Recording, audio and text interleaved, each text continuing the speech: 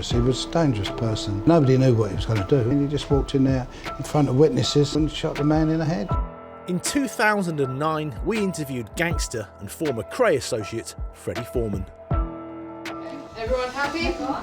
Standing by? He was linked to 3 Gangland murders and spent 16 years in prison. He was drunk and high on drugs, and he had a shotgun and he was going to shoot any one of the Krays. Freddie Foreman, otherwise known as Brown Bread Fred, Cockney rhyming slang for Dead Fred. I hope you got my best side. Well, I'm a South London boy, really, and I only came over to the East End to live when I had to cross that river. That when you go from South London to the East London, you was in a different territory, you know. Whereas in South London, if you walked down the street, you was recognised by the old bill, and they could pick you up easily, you know. So it was a sort of safe haven for me at that time.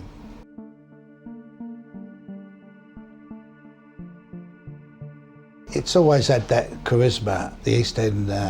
Everybody thinks that all the criminals and all the gangsters come from the East End. It's got that sort of reference about it, but it's no different to South London and other parts of London. It's all had their rough areas. It wasn't just the East End of London. When you think, they say that the Krays ruled London, they didn't rule London.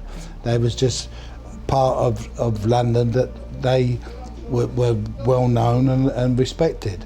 But every part of London had their own different people with their own firms.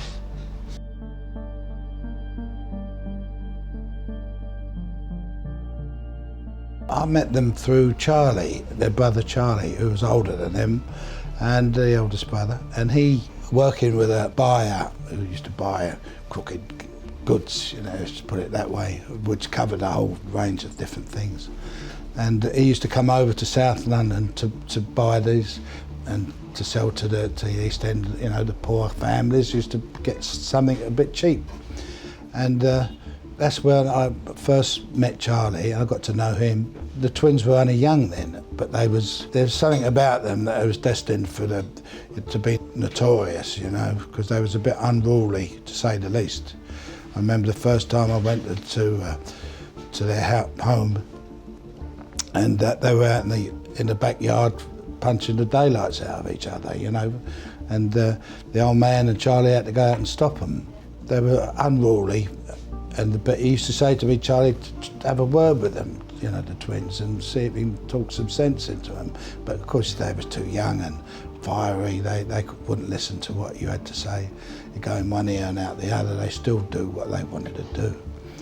Very unruly, really. Well, out of the two twins, I preferred Ronnie out of the two of them, though he was definitely a sick boy. He was sick. I mean, he was on medication very young. I mean, the medication he used to take would knock a horse over, you know, as he got older. He used to go into these manic, depressive mood swings, and you never knew what he was going to be from one day to the next. Ronnie, he was very generous, very honourable, and if he said something, he gave his word, then he would keep his word. Where Reggie would be inclined to sit on the fence a little bit, you know. But I preferred Ronnie, and Charlie, of course, was my friend. He was the reason I helped them the way I did.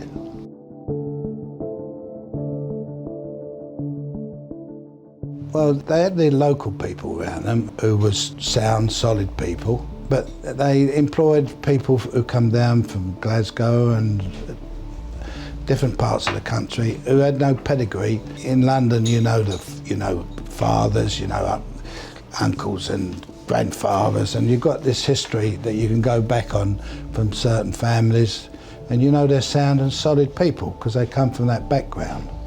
But these people was turning up, you didn't know who they were, where they come from, why they was in London, and they'd probably done something wrong somewhere else and they was on their toes down here. And they employed all the wrong people, and then the twins was doing their own villainy. If they delegated certain members of the firm, they'd make out they was going out to do things, and they'd come back and make some excuse or some fanny or other, saying that something went wrong or this went wrong.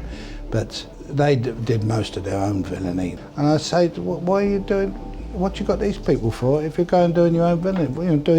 You're doing the work for them and they're on the payroll, you know? And these were the people who rolled over as soon as the crap hit the fan. They were the first people to make statements and to roll over and give evidence against them.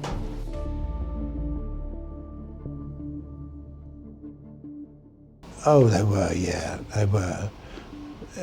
Over a period of time, their reputation spread. But when it first started, people went to them because if they had a troublesome business, a nightclub or a public house where it's a bit rough, they would welcome the twins into the business and put them on a wage because they would have no more trouble.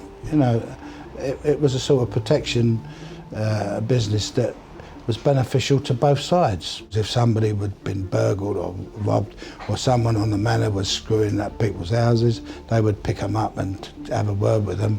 And I suppose in a sense it was a safer place when they was around here, because you didn't have the liberty takers, you know, taking liberties. If anyone took any liberties, it'd be them, nobody else, you know. But there always has been that moral code that, you know, if you can't do the time, you don't commit the crime. But there was an era where you had to have respect, and if anyone did anything wrong, the slightest little thing, I mean, a politician can go and commit all sorts of fraud or commit perjury or whatever they do.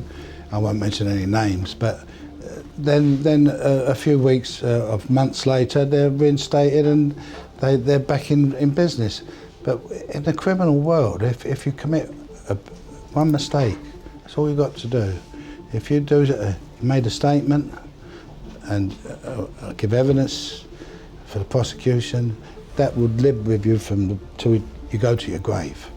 You cannot do one misdemeanour like that will stay with you for the rest of your life. And that is the code, if you can like to call it a code. That is what people live by. And no matter what the situation is or what you're charged with, you never make a statement and rat on your friends.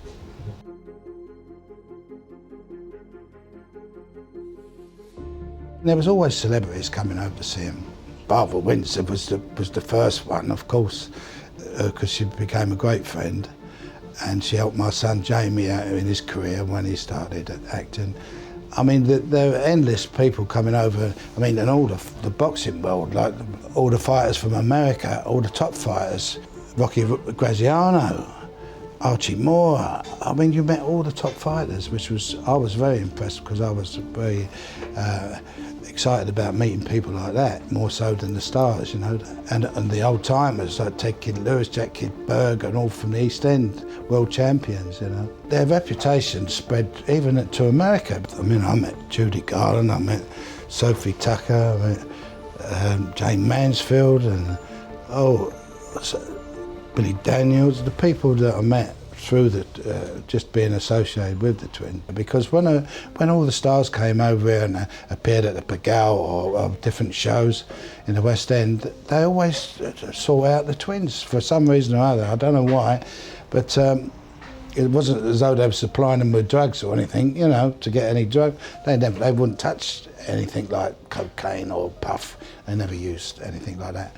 And in the moral code, getting back to that, you know, you wouldn't go to work with someone who was puffing up. Couldn't go to work. It's like being an alcoholic who's a drunk and he's not reliable. You know, he mess up on a business. So you couldn't take that risk with people who was puffing or taking drugs of any kind or being an alcoholic. You know, they was a no-go area, and you wouldn't employ them to go to work on anything. You know.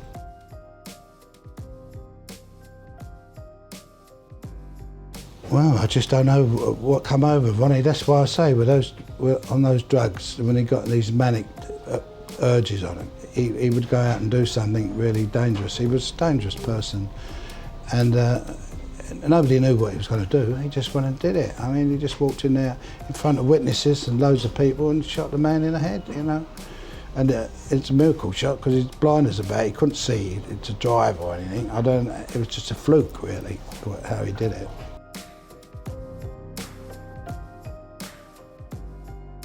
Well, it's something I don't really want to discuss about manner because I stood trial for the murder. I was acquitted, rightly so. And also, I was charged with another murder 12 years after it's supposed to have happened, and I was acquitted of that also.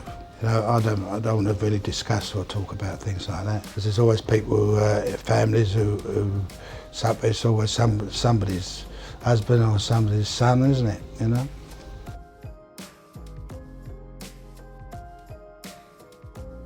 You know, it took 40 years for me to find out exactly what happened and the reasons why that they did kill him that particular weekend. But it wasn't intentional at first, because what happened, they'd paid him to do a certain job, which he never did, and he got drunk and he was always high on drugs, Jack. I knew Jack, I'd been to his house and one or two things. Same as George Cornell, I'd been to George Cornell. I knew George, he was a friend of mine. I knew his family, because he was from South London, a lot of his family. And with Jack, he went to the Regency Club on one occasion, and he was drunk and high on drugs. And he had a shotgun and he was going to shoot any one of the Krays. And the two doormen had a struggle with him on the door. The gun went off and blew a hole in the door of the Regency Club. And they took the gun off him and he ran away. And Reggie was sitting inside at the bar having a drink. He was, it was after his wife had died, so he was still in a morbid state and getting drunk all the time. But he was vulnerable at that stage. And Jack went in there to shoot him. And these two guys came to see me 4 years later in the Punch Bowl pub. And they said, we'll tell you now what happened. They had a struggle with Jack, took the gun off of him. And then a few days later, they met Jack, the twins, and they said, all right, we'll reinstate you, Jack, we'll put you back on the firm and give him a few more quid. And he said, you've only done this because I come round to shoot you the weekend. And he opened his mouth and dropped himself right in it. And that they looked at each other and they realised what he'd done and how dangerous he was. And then, when it came to the night of the party in Blonde Carol's, Ronnie Kray smashed him in the face with a glass and told him to use the F word and go. And he went out of the room and he turned around and came back in again. And he could have walked out of the house, he could have gone out. And they sat there and they were screaming at each other and arguing, and it went on for quite a considerable time. And there was witnesses there, two young guys who were croupiers who made statements to this effect, and a lot of other witnesses made statements, but they were never produced at the trial, those statements, which they should have been. And that would prove that it wasn't premeditated to kill him that night, but it was got out of hand, and that's when a knife was produced by one of that firm, pulled it out of the kitchen and gave it to one of the twins, which was a stupid thing to do. And that's how he got killed. Freddie Foreman was sentenced to 10 years for his involvement in the disposal of Jack the Hat McVitie's body. You just have to get on with it. I mean, it's part of the course, as they say. You know, if you live this sort of life that I've led, then you expect a few hiccups along the way. He was later sentenced to 9 years for handling the proceeds from the Shoreditch Security Express robbery, the largest cash robbery in the UK at the time.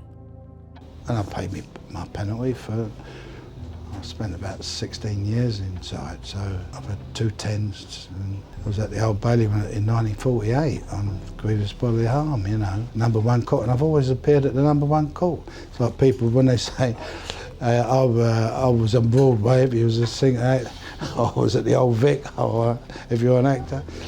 And you get people say, I got time, I was at the #1 court at the Old Bailey, as though it's something special, you know. But it turns out I've been there every time I've been there, 6 times, you know.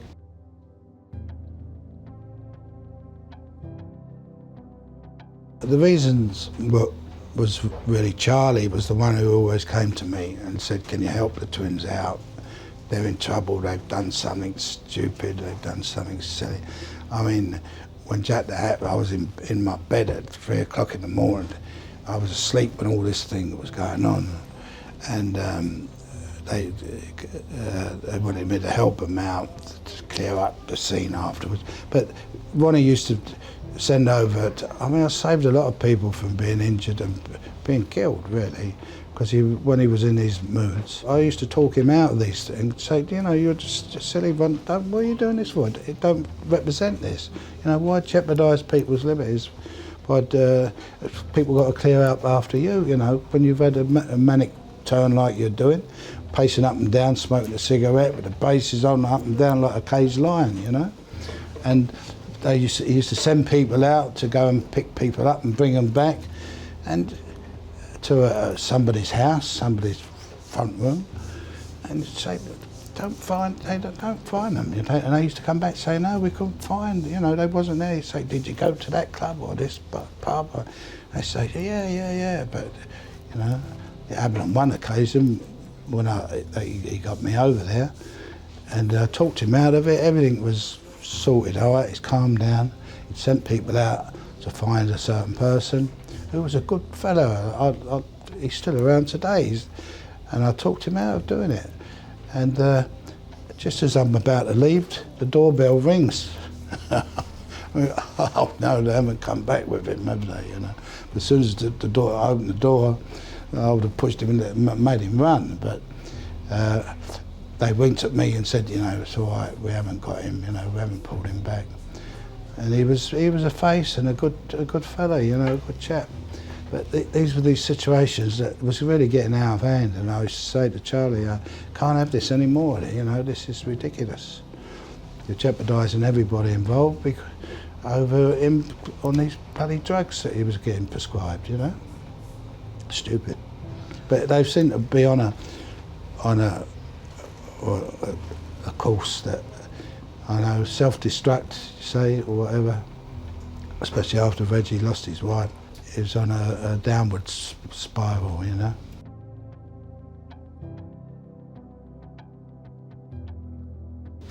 I remember Ronnie in Brixton when we was going up to 6 months. We was travelling back and forwards to the Old Bailey. It was one of the longest trials in history. And then when everyone was finished getting their 30 years, it was on my birthday, the 5th of March, and they took me downstairs out the cells after giving me 10 years and charged me with the murder of Frank Mitchell. I said, it's a birthday present for me, We went to Brixton, and then that's an allocation prison. They send you to all different parts of the country. They always seem to send you further away as possible, so your family's got to travel all day to visit you. Up in Durham and Full Sutton and places like that. I went to Leicester, and Reggie came to Leicester with me. But that was the last time I saw Ronnie, when he left that day from Brixton, and I never saw him again after that. But Reggie spent time with me in Leicester, and then I saw him again in Maidstone prison some 20 years later. He was still there, still doing it. I thought, what a times water's run under the bridge, all these years of things that's happened, I was with him, Reggie, when he died. I sat up next to him in the bed when they released him. We left him, and he said, don't go. He said, you're coming back. We said, we're going to the bar because the doctor arrived to give him an injection. And when we went back down again, he was completely unconscious, And I sat on the bed with him when he took his last breath, It's weird that we went there that day. It seemed like he was waiting to see us before he passed away. It was weird. And I've seen it, the whole family's died in prison. Sad, really.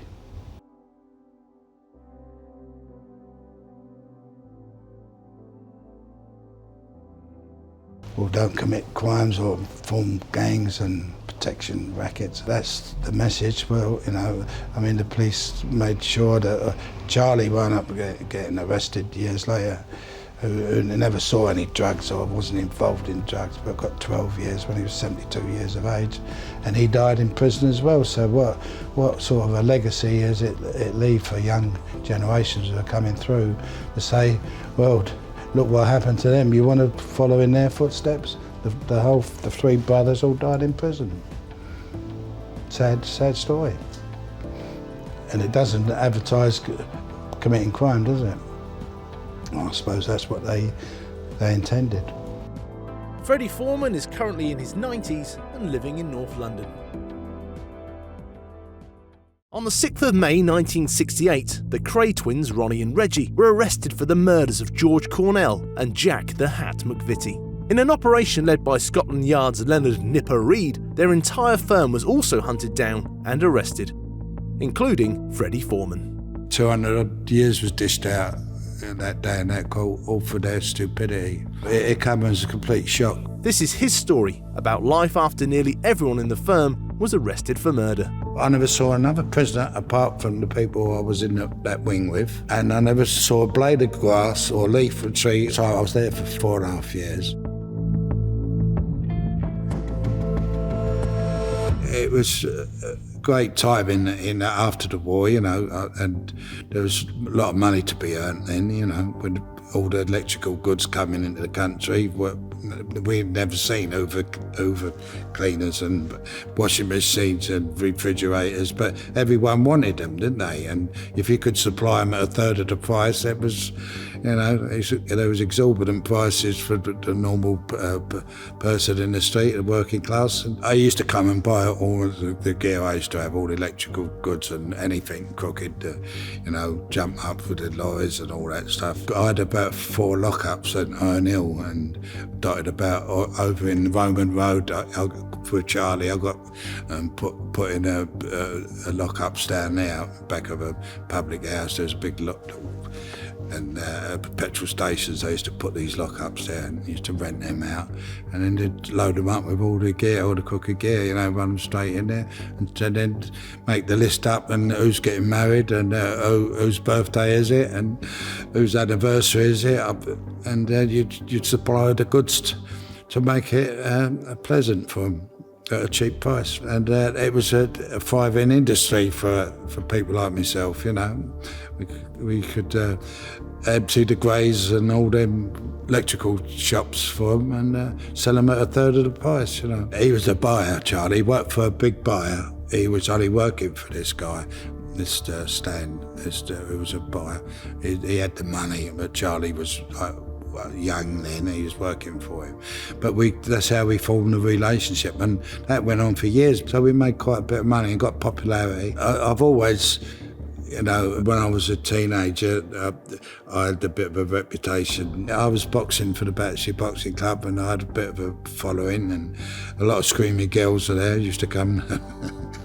And I managed to have a few good fights, you know, about 20 odd fights, and I'd be old nose fixed afterwards because I had it broken a couple of times, and I used to get sorted out. And when there was no clubs or places to go in the 40s after the war ended, it's coffee stalls, you know, for the teenagers then. You used to go to a coffee store and have a pork pie and a hot meat pie and a sausage sandwich and meat and onion sandwich, and staying on. And there was always just like Clapham Common and the World's End, Chelsea, and Wandsworth Road, the Elephant and Castle, Tooting Beck. All over London was coffee stalls, and if you wanted to meet anyone and pick up girls to take home and all that sort of thing, that was the places you went, you know.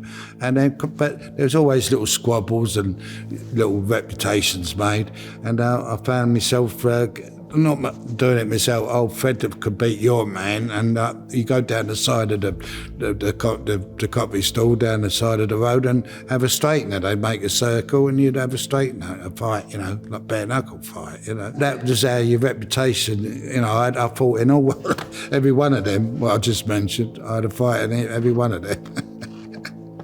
They said, we go taking you over there this week, Fred. We're going over there.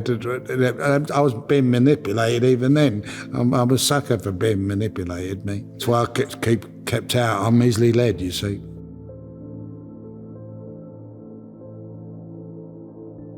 I mean, it was years and years of, you know, they would wind up getting nicked and arrested for something. But you thought there's so many stories and rumours were going around, and nothing ever happened. And then all of a sudden it did, you know, it hit the fan, you know. They had this feeling of, invincible. That's what they thought they were, but a big mistake. Where they lived in Balance Road, the twins had moved to this council apart flat. They was expecting me to come over and have a chat with them about something or other. And Charlie was going to be there as well.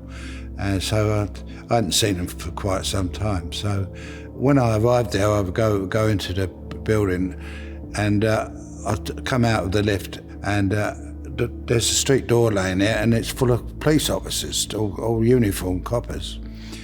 And I walked straight past them, just looked a bit surprised and just walked right past them and carried on walking down the end of the corridor. And I got as far as I could to the last house before the exit doors, the fire exit place. And I knocked on the door and a young lady answered the door and had a little baby in her arms and that. I said, do you mind? I said, doing me a big favour. I said, can I come in for a couple of minutes? I was coming to see Mr. and Mrs. Kray. I said, but look, you see what's going on? Oh, she said, oh, come in quick. So she took me in and sat me down and made me a cup of tea and having a little play with the baby there. And she said they smashed the door down. There'd been murders here all day long and the police coming and going and everything. And I said, well, if I could stay a little while till it calms down, if you wouldn't mind, and then I'll be out of your way. And so that's what I did. I stayed for about half an hour and thanked her and came out and said cheerio, goodbye, and they were still standing up there, the police in the corridor, and I walked past them and got in the lift and came down the stairs. It's amazing that they never recognised me or tumbled who I was. And of course that's me. I was gone then. I was on my toes then after that, and I would stay in all different places all around London. I thought, well, what can I do? I just got to lay low for a little while, and I knew that I was wanted, and I had the pub at the time, the Prince of Wales, so they'd steamed in there, all heavy-handed and looking for me. I'd made a few inquiries and they said it was safe to go home, see? But I was given misinformation because when I was only in the pub for half an hour and I had a quick meeting with some friends of mine and discussed a few things, and I left and I went to my car outside. I had a Mercedes outside. I walked to it and they come from everywhere and arrested me and took me to the one next to the MI5 building on the embankment of Vauxhall. Well, I'd finished up going to Brixton, to what they call the cottage. It's a prison within Brixton Prison. It's only, for special cases, high-profile cases. And it's just about 10 cells there, And of course, that's when I got there. There was Charlie and Reggie and Ronnie there, and a couple of other faces. And because I never had a lot to do with any of them, I only dealt with the twins and Charlie. I never socialised or had much to say to any of the others involved with their little firm. And things went from bad to worse, all the witnesses that what they thought they could rely on, all the making statements right, left and centre, and it just suddenly we really was in big trouble. I could see that there was no out with this. There was too much evidence against them, more so them than myself. And then all of a sudden a statement appeared and naming me and as an accessory to the fact of the Jack the Hat disappearance and so forth. I thought I knew that would happen when they dropped him over to the next couple of turnings away from where my pub was, but the evidence they produced was completely false. It was only with Charlie Kray and what they said about Charlie and who came over to tell me, it was all fabricated. About this Ronnie Hart, their cousin, the twins' cousin, he was the worst one of the lot for working with the police to get a conviction and so he falsified and said what they wanted him to say, you know.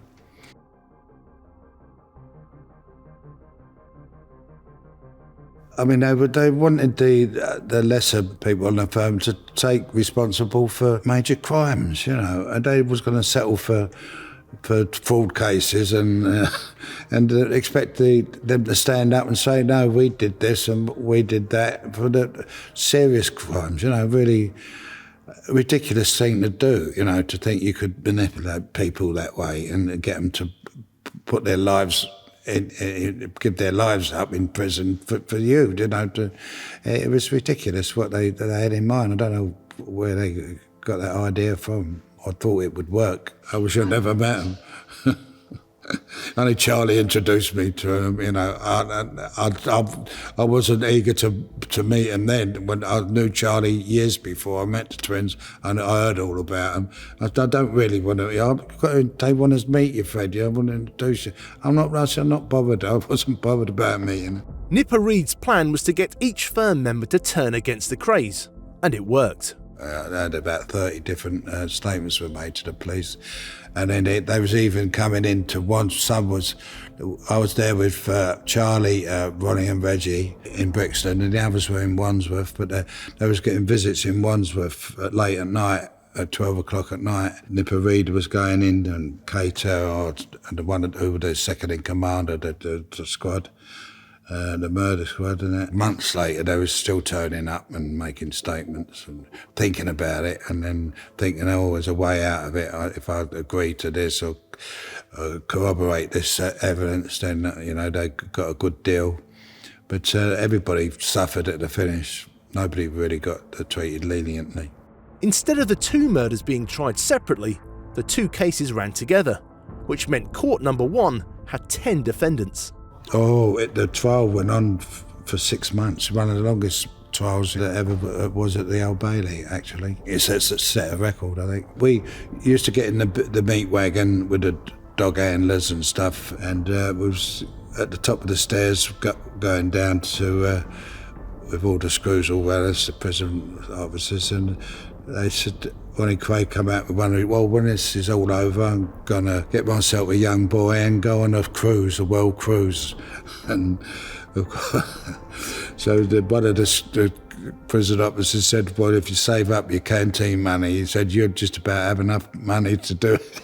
And he said, oh, you think that's funny? And he turned on us, because he turned on the sixpence, Ronnie, and there was a big scuffle on the top of the stairs with the screws. It was all pushing and shoving, nearly falling down the stairs. This was before we got in the van to go up to the Old Bailey, you know. There was always something going to happen. It was like they used to try and beat the record of getting from Brixton to the Old Bailey, the drivers with the outriders and the motorcyclists tearing up and down, and never stopped for any traffic lights, sirens going, and all London knew when we was going up to the court. And they used to change the route every day, a different route every day, and go really out of the way in another direction, down to Wandsworth, where I used to live during the war, and go up Wandsworth Road, you know, to get to the Old Bailey. It's ridiculous routes they used to take, but just in case it was ambushed, they thought, you know, it was going to be an ambush on the journey to the court or something in their minds. They used to time it so that just when the jury was coming in, and they'd just block off the whole street at the Old Bailey, and they was in doorways on their knees with gun rifles, holding about 20 or 30 people back on the pavement, while just when the van was pulling in, you know, for the jury and everything. It was all timed, helicopters overhead, and they would all stand in there showing their guns and holsters in the court, you know, and it's intimidating, you know, for anybody. Like all the jury, what we had, they had the police taking them to the supermarket when they picked the kids up from school, you know, over-the-top protection that you can only get a conviction like that, can't you, you know. Show trial, you know, they were selling tickets to get in the public gallery. They're standing in queues outside and making them money out of it. And you used to get film stars turn up like famous Hollywood film stars, if they was over here, they would be sitting in, because it was 6 months of it going up and down every week. And the lawyers, they should have had a meeting because they wanted to try the Cornell case and the McVitie case with the same jury sitting there, you know.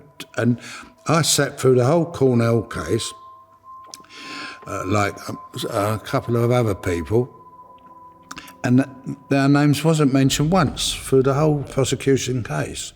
So I said, what am I doing? They're supposed to have met all the defence lawyers and had severance of the two trials. So there were two separate trials with separate juries.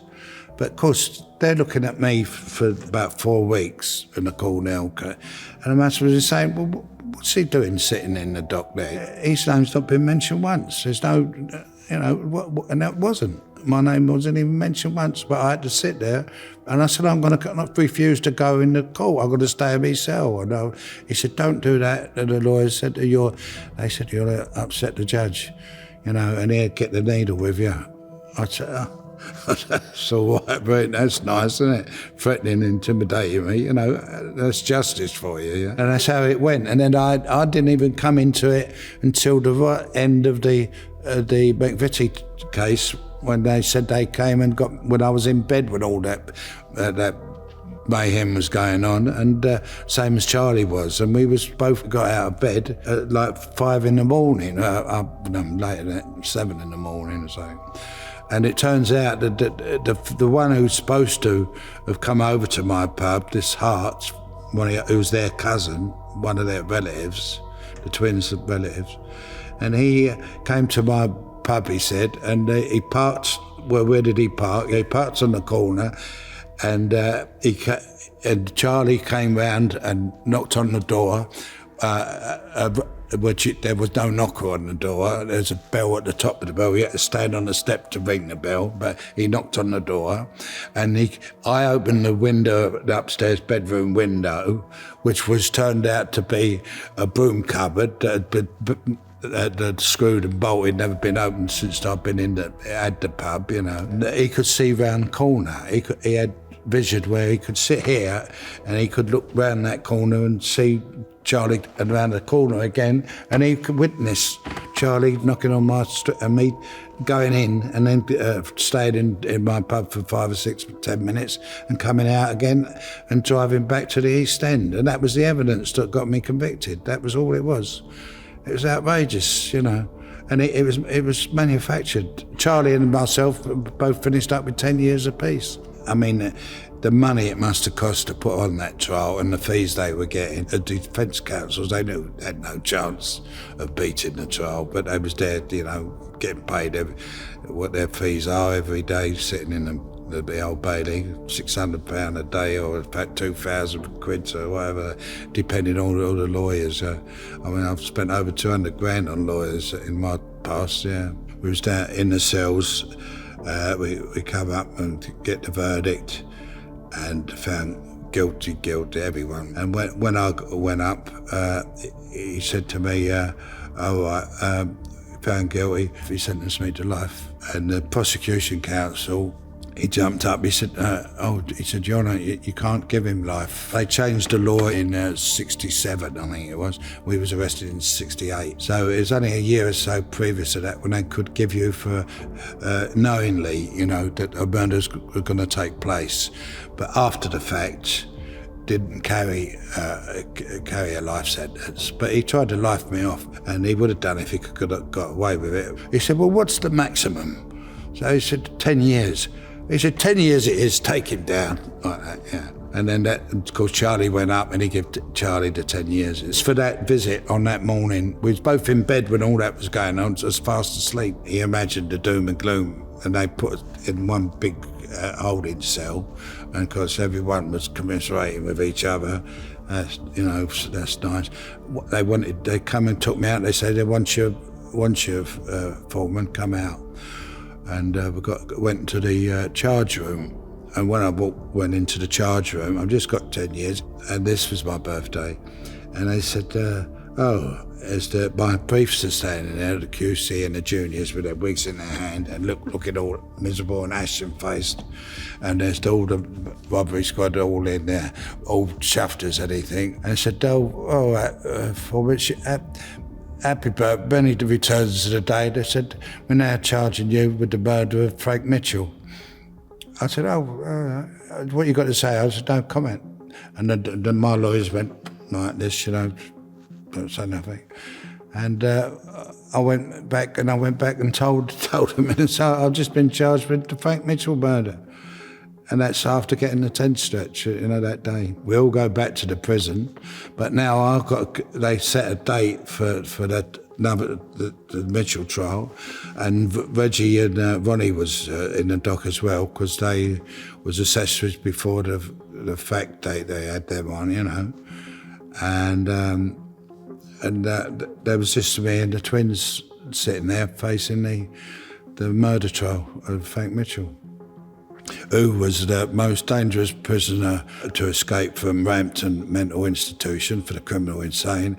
And then he escaped, and so they couldn't hold him there. They gave him the cat and the birch, and he was cutting prisoners and stabbing people and breaking their ribs with these big hugs and all the rest of it.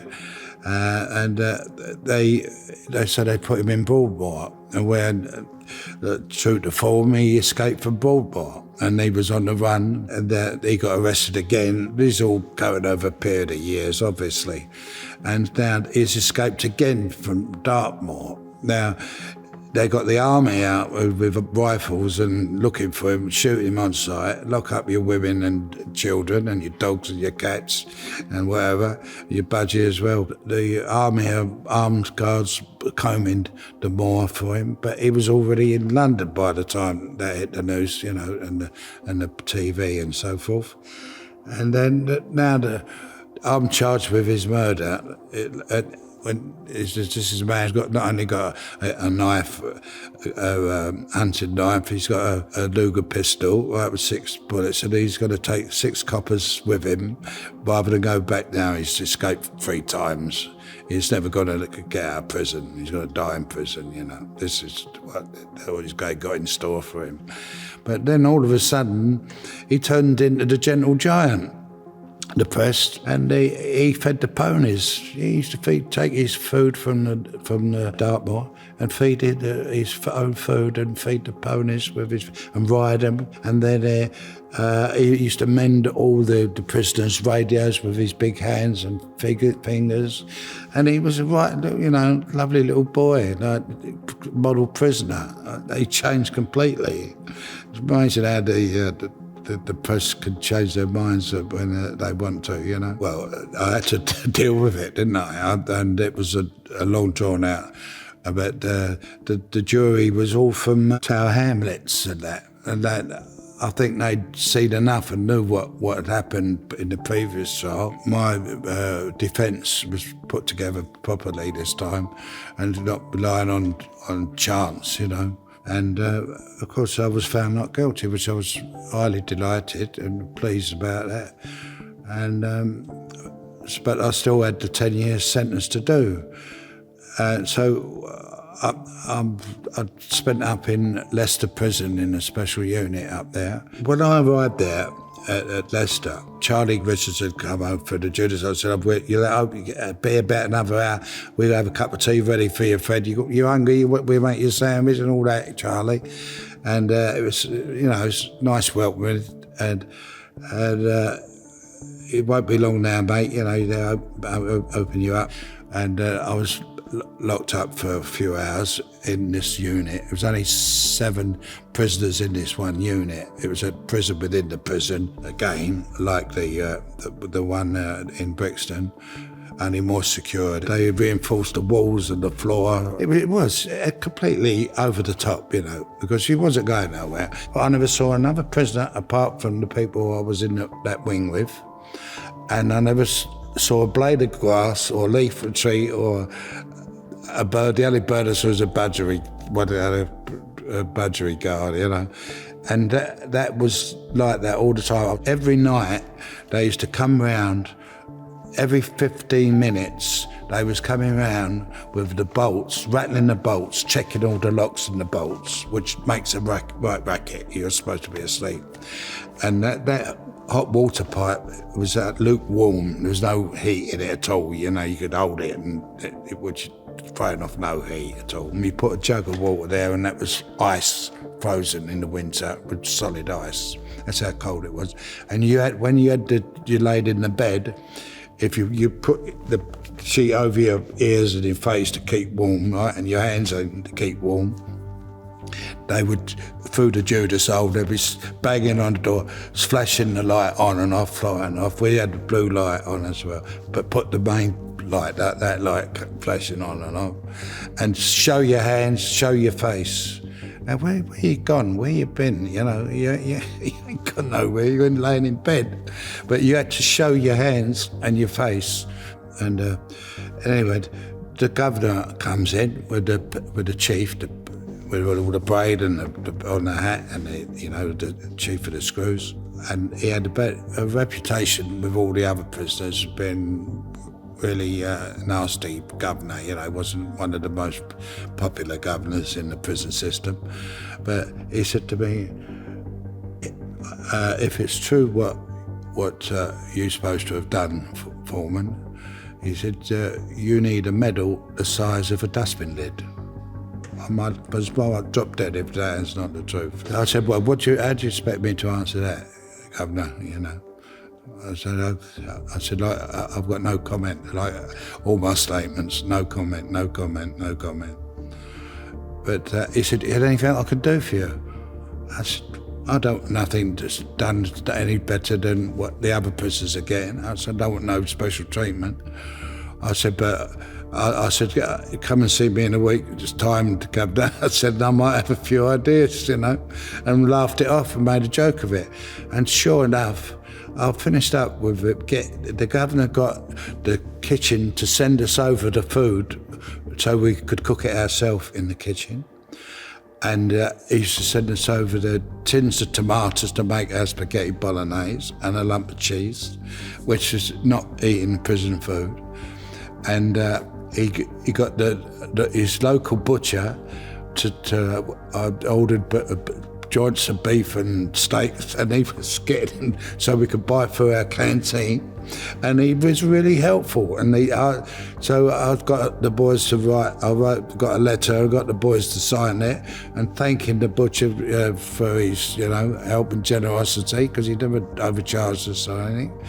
And we had a good relationship. And so we finished up. He got a fella from the council who was a chef, who came in and taught us how to cook. And when he cooked the meal, of course, we all ate the meal that he prepared for us. So this is the favours he did, you know.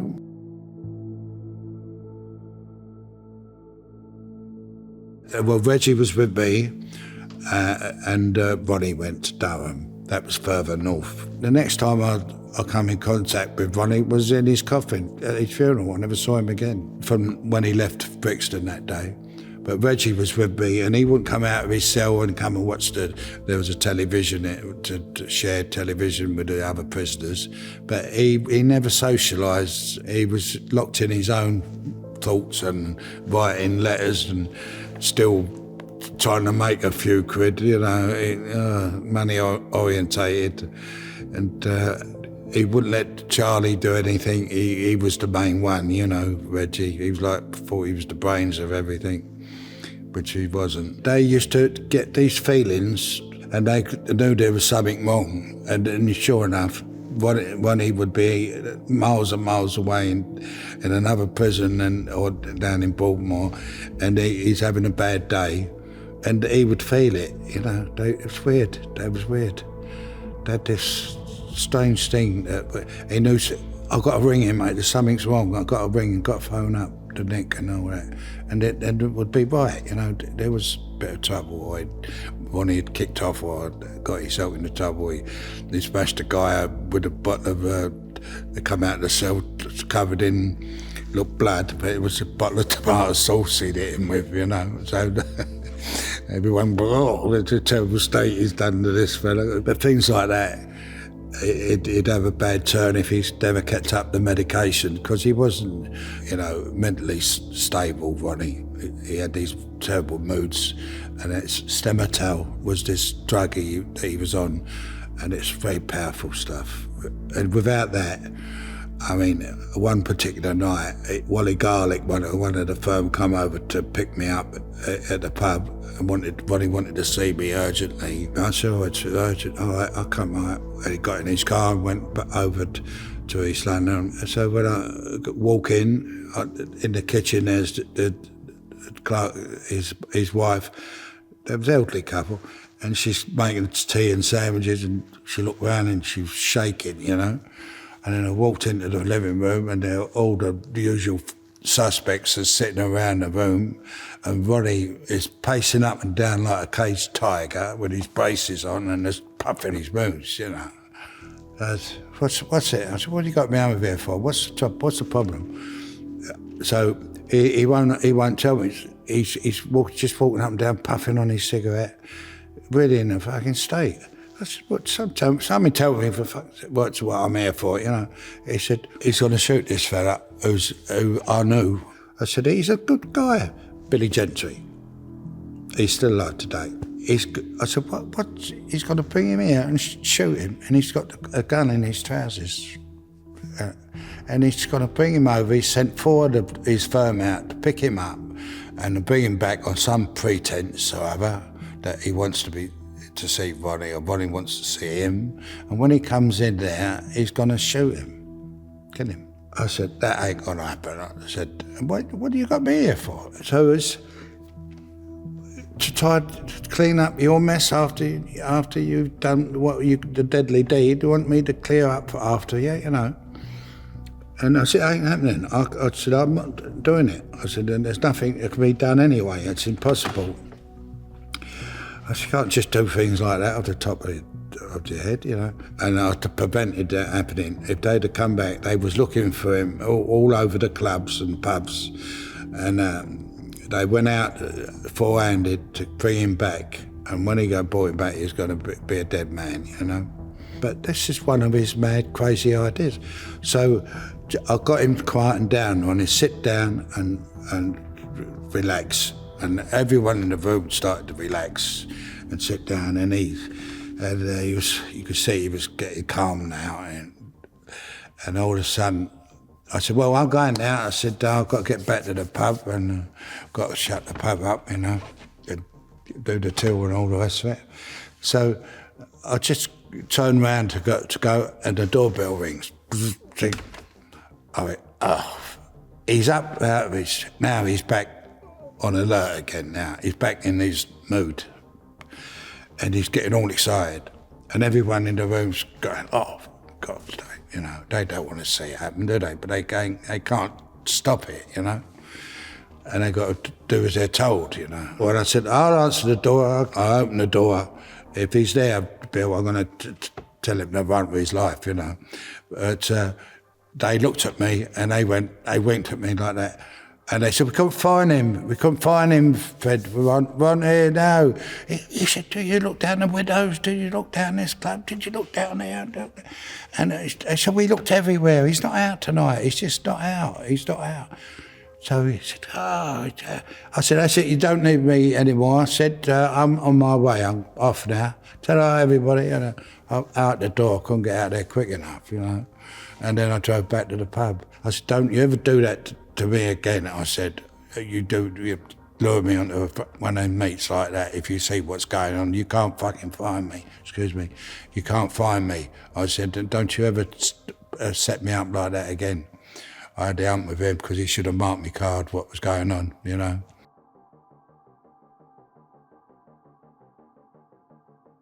I think that some students did a test. They did these rats in a cage. They had about 2 rats in there. And then they put another one in, and then they put another one in this small space. And the more they put in, and then they finished up, they was all tearing into each other and ripping each other apart.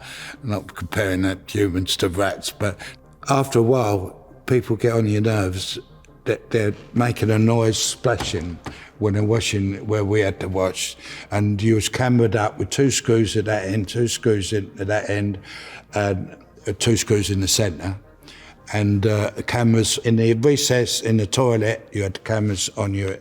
There was nowhere you could hide in this submarine wing, as they called it. And then when you went on exercise, you went a chamber. You open one door, you go into a chamber. They lock that door behind you with 2 screws in with you, and then they open that second door, and then you step out into the exercise yard, which was a cage in the corner of a prison. And the walls was the highest walls in the prison system, and on the other side is all cobbled stone, so if you went over and you dropped, you'd break your ankles, and that's how it was built from, in Victorian times. You had the no man's land, which was all wired up with alarm systems between the cage and a cage over the top, if helicopters and come over and try to rescue you and all that sort of thing. And that's where you were, just a concrete little cage like that you see in a zoo, There was nothing to do. It's just complete boredom, But we did get a television in there, so we had a little 2 cells. One was turned into a kitchen with a hatch in it, and the other one was sitting down for the 7 of us to watch television, But when you live in that close proximity, getting up every morning and seeing the same faces all the time, and all their little habits to become magnified, until you can't stand it any longer. You want to get your hands around their throat, When you put people in those conditions, and especially with, depriving you of a good night's sleep, you're irritable when you don't get a good night's sleep. And that would go on every night. As they left your cell, they would go to the next cell and do exactly the same. Oh, show yourself, rattle the pipe. I know they've only done them a few hours ago, but they've got to rattle all the bars and bolts and things,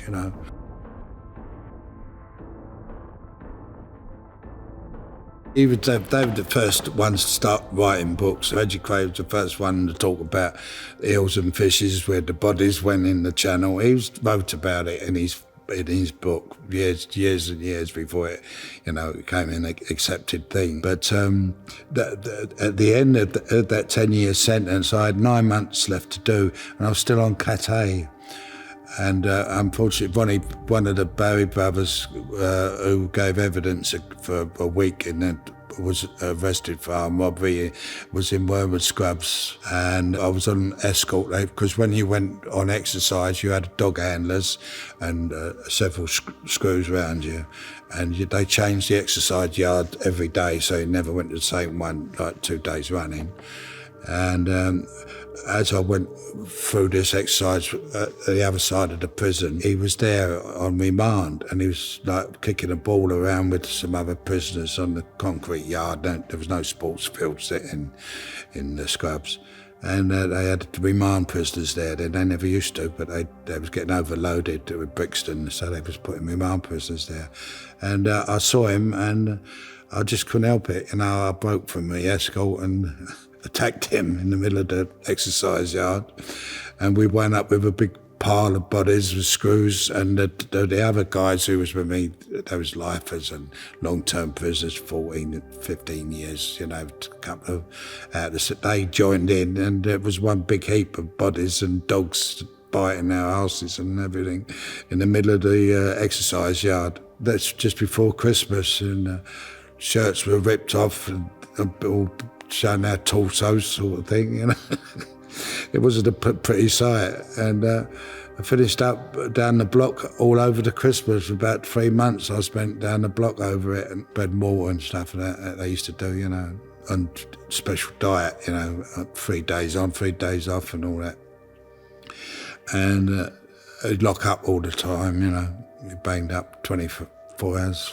That went on right over the Christmas into the new year, Buster was there. I was on the table 4. It was famous, this table, with all the notoriety on there's 300 prisoners, and we was one end of the wing, and the riff-raff was down the other end, all the dodgy, you know. You had to do 5 years to be in there and over, otherwise you didn't get in the D wing. So we had plenty of clout there, and it was mentioned in the Home Office about Table 4, which was because it was like running the prison wing, you know. They'd always come to, like, say, what's the problem? Come sit down here, what's the trouble? And tell you, you know.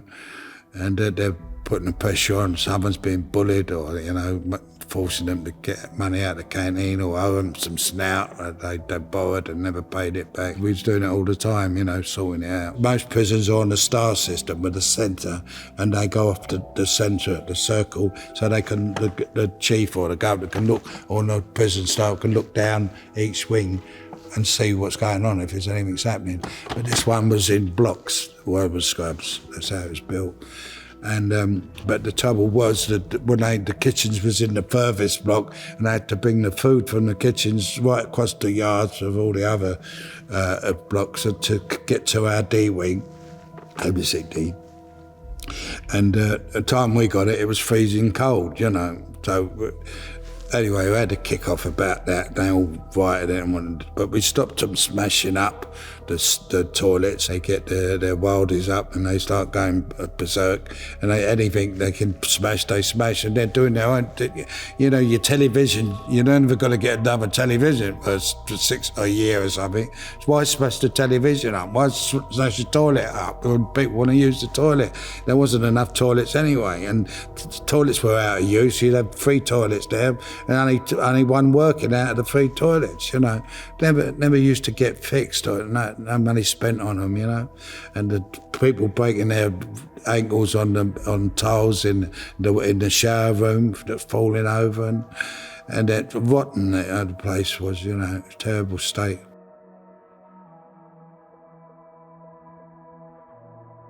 I just tell you, I've got 9 months left to do, so all of a sudden I'll get a visit and they said my father was ill at the time, and they was going to take me off to Cat A. And my wife come up and said, "You'll be off Cat A shortly," you know. And then I went and done it when I had to set about that fellow on the exercise yard, and now all of a sudden I get a visit. I think, oh, it's bad news, because I go into the administration block. And they took me over there, these 2 screws out the laundry. I worked in the laundry with Jimmy Hudson and Buster. We all worked together in the laundry. It's the best job there. You get all clean underwear and clean socks and look after all the other prisoners who we liked, you know, with their clean stuff. In Wandsworth, I got nicked and put down the block over an extra pair of socks. I should not have had that extra pair of socks. I got nicked for that. That was it's the difference with prisons, you know. But I'll go over to the administration block. I walk in, it's empty room. I sit down at the table. The 2 screws shut, lock the door behind me, and also the door across the other side of the room opens up.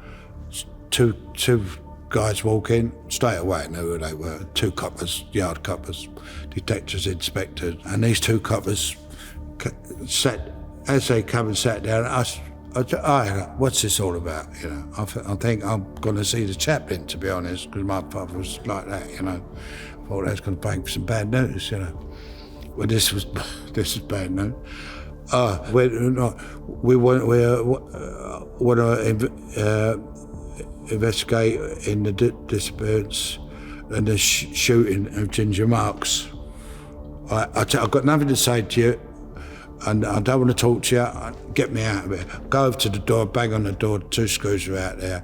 Open this door, I'm saying to him, I swear, I lost my temper a bit.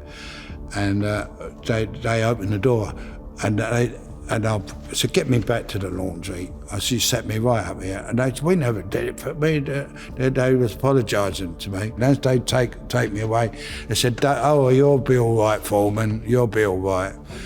And I sure was, because I was taken out afterwards to Harbour Square, and officially charged with the murder of Ginger Marks. And I got 9 months left to do of a 10-year sentence. Frank Mitchell, you know. So it was never-ending journey, you know. And I thought, when am I going to get to the end of this?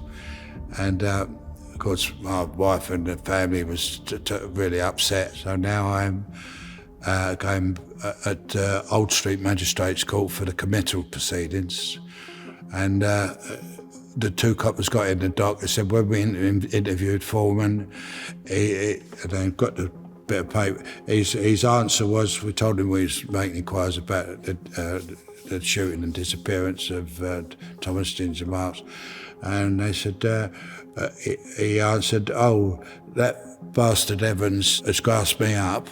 One of these days I'll shut him up for good." And that was the verbal they done me with.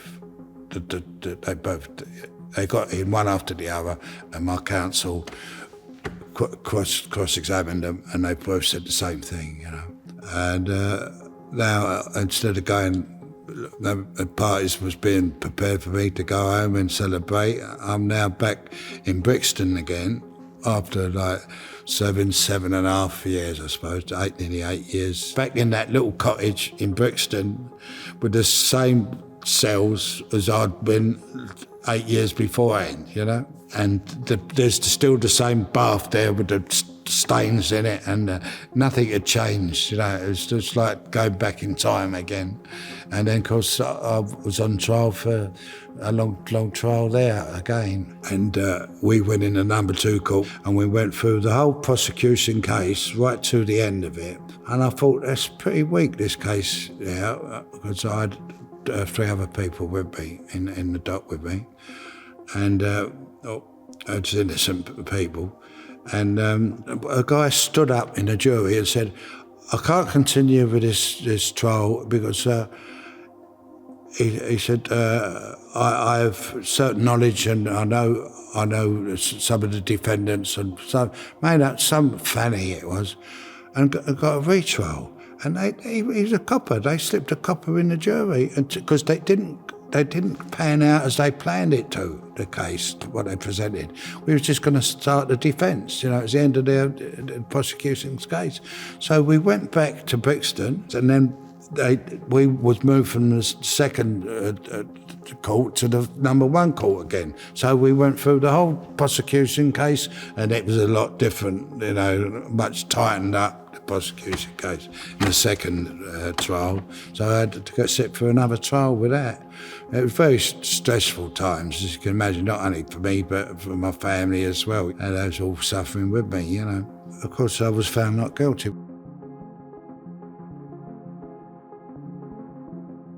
It was just a skeleton of a man. I mean, if he had, I just think he had cancer. I don't know what the medical report on him was, what he actually died. I know he was going to the toilet a lot, stomach cancer or something like that, bowel cancer or whatever. But when he was in Maidstone, I was in the gym with him, and you know, and working out, and we had a punch bag there, and he used to punch, but his muscles had gone and his body weight had reduced, you know, to his skeletal really. But he still used to go over there and try and skip and shadow box and punch the bag and things like that. But he wasn't, you know, he was not half the man he was before. Everyone treated him, respected him, because it's the people around him, you know, is the security, isn't it? And the name and the reputation, and, you know.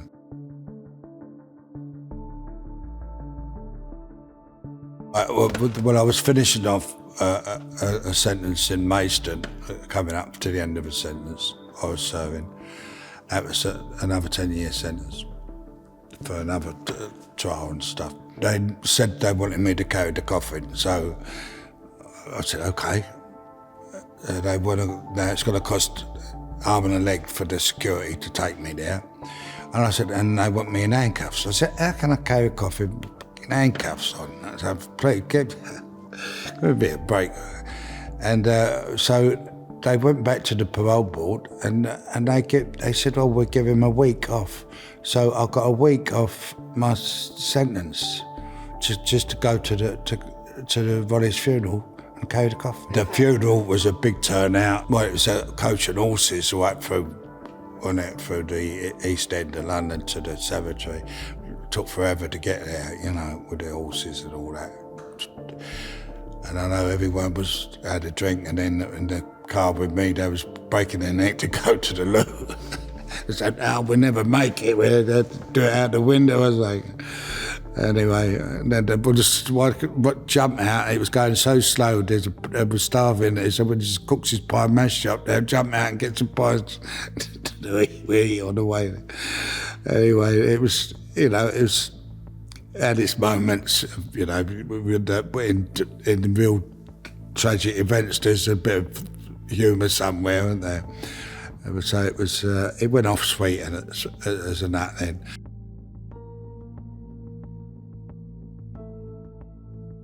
Oh, I was there when he died. He died, I had my arm around him, because when I got in there, that Berta, but she got the right hump when we went, Johnny Nash and myself and Wolf Pine. We turned up there and walked into the room. Twice we'd got tickets even. We bought tickets to go and she didn't want us to go.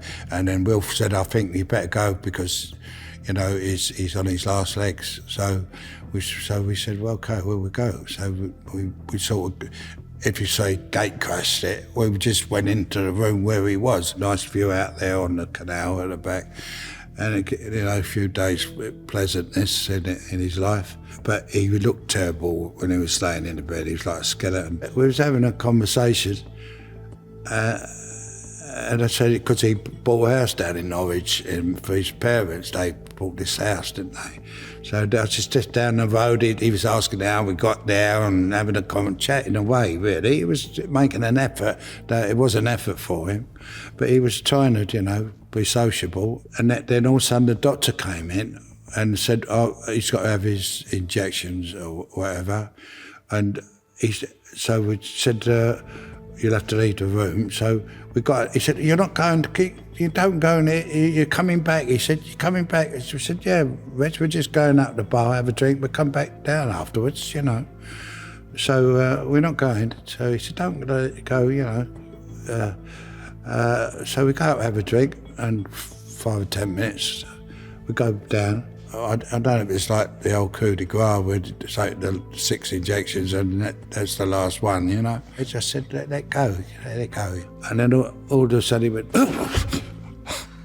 that's how he went. All these funerals are the same now, and you go there to show your respects, but there's people there you've never seen before in your life, and they never knew the people who's died, but they think they get a picture in the paper, they all turn up, I don't like it at all, but there you are. When I go home, it's not like that when I pop my clogs. We hope you enjoyed this video on the life of former London gangster Freddie Foreman. If you'd like to see more interviews with the Underworld's most notorious gangsters, then make sure you subscribe and hit the like button down below. We'll see you next time.